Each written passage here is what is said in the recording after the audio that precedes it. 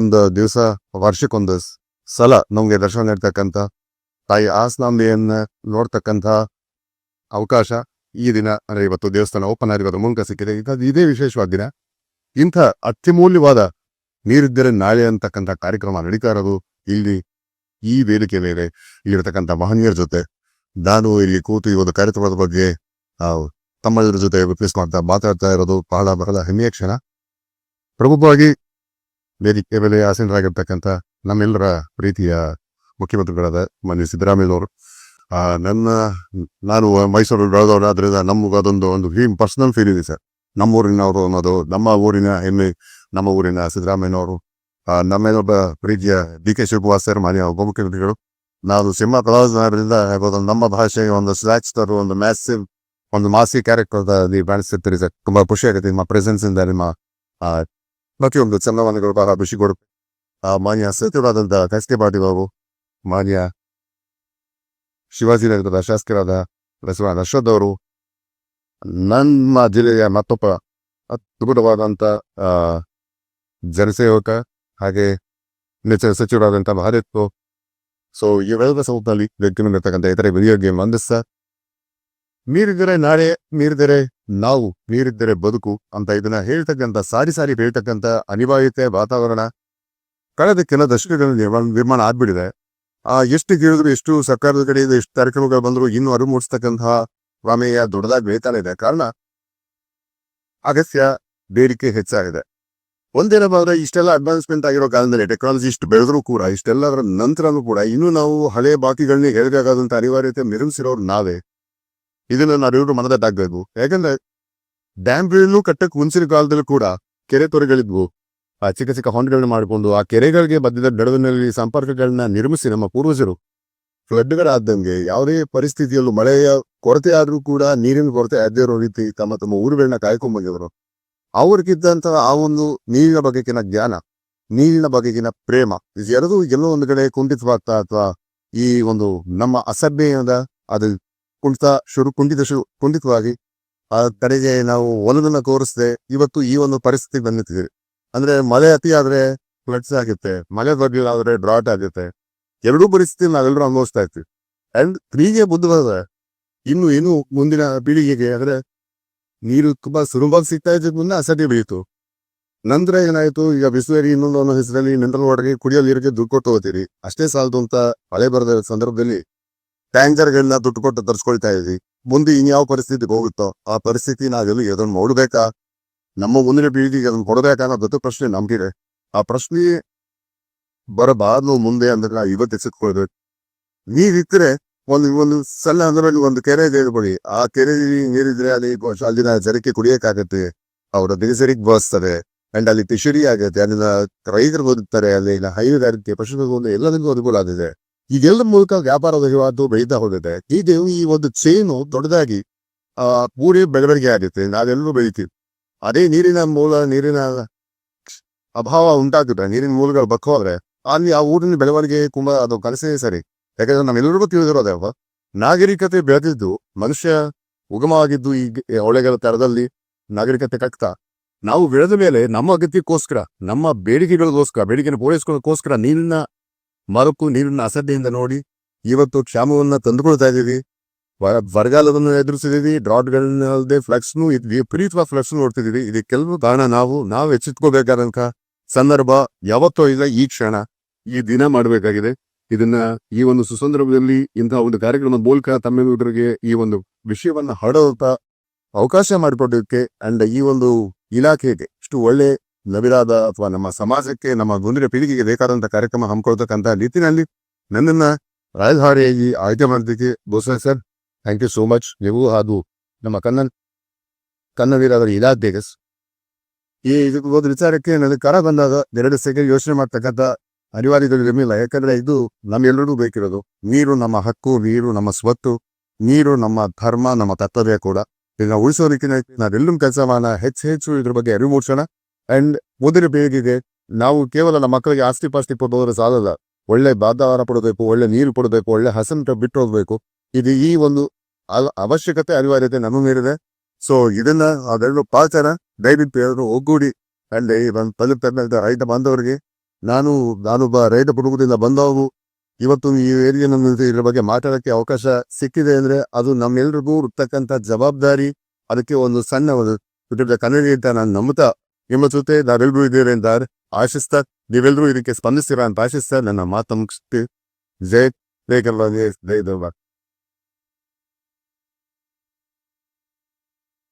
ನೀರಿದ್ದರೆ ನಾಳೆ ಈ ಒಂದು ವಿಶೇಷ ಕಾರ್ಯಕ್ರಮದಲ್ಲಿ ತಾವು ಸಹ ಭಾಗಿರೋದಕ್ಕೆ ತಮ್ಮ ಸಂತೋಷವನ್ನ ವ್ಯಕ್ತಪಡಿಸುತ್ತಾರೆ ಸಿಂಹ ಅವರು. ಧನ್ಯವಾದಗಳು. Thank you very much. ಹಾಗೆಯೇ ವೇದಿಕೆಯ ಮೇಲೆ ವಾಟರ್ ಮ್ಯಾನ್ मधुर कन्नड़ केवल समझ में आती है, बोलना नहीं आता, इसलिए मैं आप सबकी इजाजत से अपनी बात हिंदी में रखूंगा।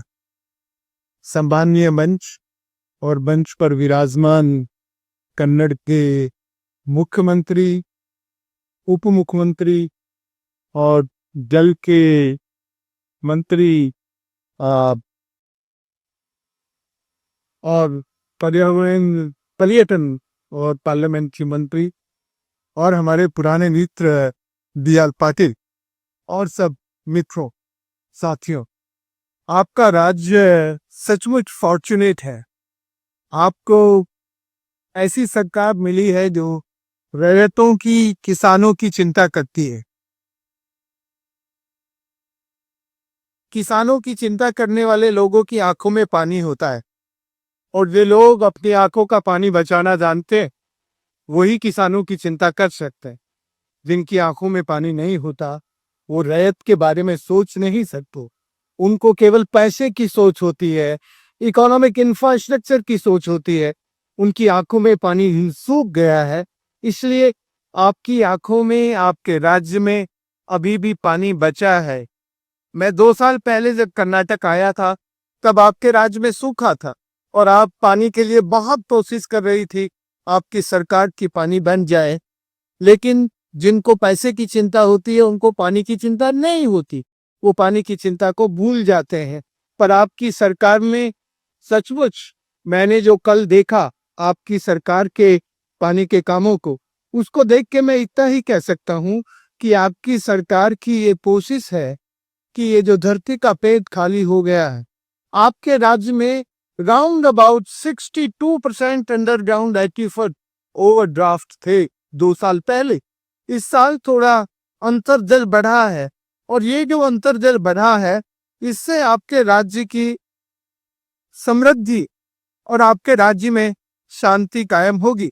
मैं राजस्थान से आया हूँ और खासकर चंबल के इलाके से। 50 साल पहले जब मैंने चंबल में पानी का काम शुरू किया तब चंबल में बंदूकें होती थी और लोग लूटपाट करते थे, लेकिन पिछले 50 साल के पानी के काम से वहां के 6,332 टापुओं ने बंदूकें छोड़ दी। तो यदि कर्नाटक को बंदूक कॉलर नहीं बनना है, एक शांति प्रिय समृद्ध राष्ट्र बनना है, तो फिर पानी का काम करना ही पड़ेगा। और पानी का काम करना है तो सबसे पहले धरती का पेट पानी से भरना पड़ेगा। जिस राज्य ने पानी के, खासकर धरती के अंदर के पानी को भरने की कोशिश की है, वो राज्य समृद्ध और शांति के रास्ते पर चला है। कर्नाटक मैं समझता हूँ कि उसी रास्ते पर है। लेकिन कर्नाटक को जो ज्यादा इस वक्त सम्माननीय मुख्यमंत्री जी जिनकी सचमुच लोगों की जिनको चिंता है, और खासकर रैयतों की जिनको दिल से चिंता है, उन्हें आप राज्य में ये जो इस साल सबसे अच्छी बारिश हुई है, ये बारिश तो चली गई, लेकिन राज्य में सामुदायिक विकेंद्रित जल प्रबंधन को ज्यादा बढ़ावा देने की जरूरत है। इस राज्य में लार्ज डैम नहीं चाहिए।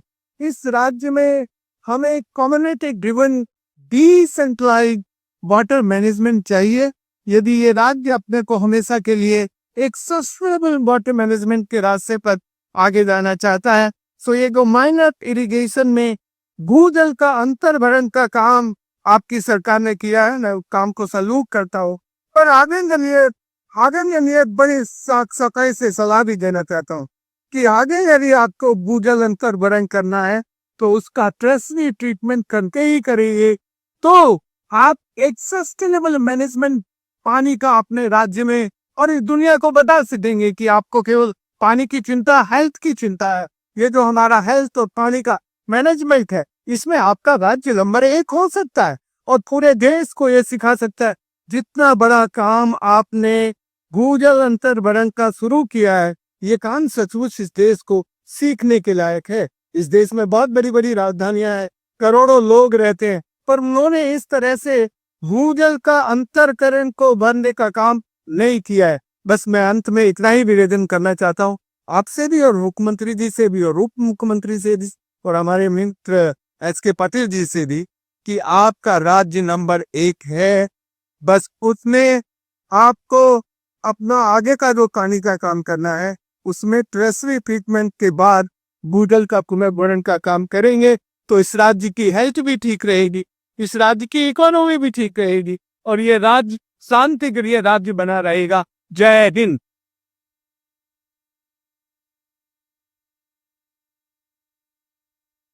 ಕರ್ನಾಟಕ ಸರ್ಕಾರದ ಸ್ತುತ್ಯಾರ್ಹ ಕಾರ್ಯಗಳನ್ನ ಮುಕ್ತ ಕಟ್ಟದಿಂದ ಶ್ಲಾಘಿಸಿದ್ದಾರೆ. ಹಾಗೆಯೇ ಈ ಮುಂಚೂಣಿಯಲ್ಲಿ ಇರುವಂತಹ ಈ ಕೆಲಸ ಇಡೀ ದೇಶಕ್ಕೆ ಮಾದರಿ.